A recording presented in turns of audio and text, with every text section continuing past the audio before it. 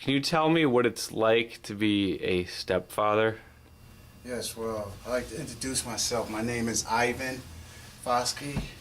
I have a child that's 2, and I have a stepson that's 4 in my household right now, but I'm a father of 7. Being a stepfather is really hard because raising this child that's really not mine, biologically not mine, is really hard, because simple fact is that I believe in disciplining a child, and by him not being mine, I can't discipline him the way that I want to discipline him because I don't feel right disciplining him the way I want, because it's just like any other man wouldn't want no other man to hit his child or discipline him to where he's not liking him, if you know what I mean. Right. And it's just really hard. It's hard. By me being the man of the house, it's even harder because I'm living with a stepchild that really doesn't respect me. Does your stepchild see his biological father ever? No, he doesn't. He knows him. He calls him Father Keith, but it's not as, like, they don't even have a relationship like we do. He knows me as dad. Since he was 3 weeks old, I've been in his life, so he only really knows me, but he knows his father.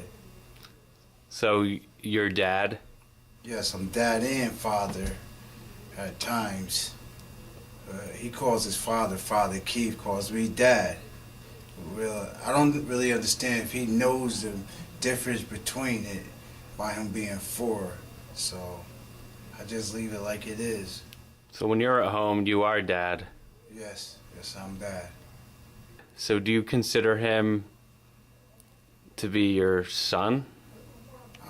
By me raising him as he was 3 weeks old, like I said, I came into his life as he was 3 weeks old. I consider him as my son because I raised him, But I'm not raising him like I want to raise him. Because if I raise him like I want to raise him, I'd be disciplining him, to where he's going to listen to me, not disrespect me. Not all the time, but sometimes. And it hurts me that he be disrespecting me, and I'm the man of the house. How old is he? 4. He's 4 and he's already disrespecting you? Yes, a rough 4. Because it's like his mother, that's his mother. That's his, all right, I say stop, you say go. She like babies him, caters to him, and she's not supposed to. That's like, you're not supposed to buy a child. A child is supposed to listen to you regardless. You shouldn't have to reward a child just because the child's being good. That child's supposed to be good all the time, not just because he knows he's going to get a reward today. Oh, I'm going to be good in school today because mommy's going to buy me something if I be good. What do you think about having a male involvement coordinator at the school here? I feel good because I'm learning here how to deal with my child more, my stepchild more.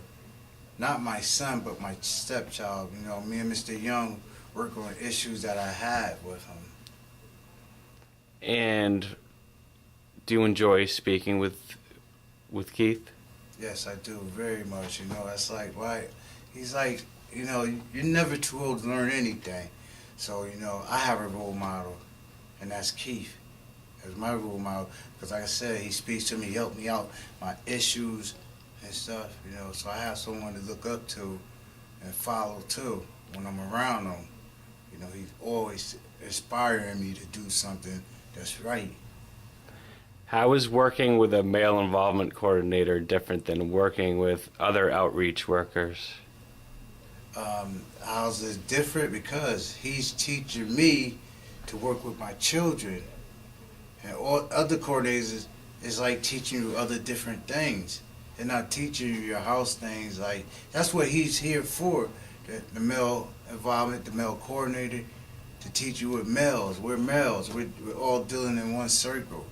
And that's all males. We're dealing with one circle, the male involvement.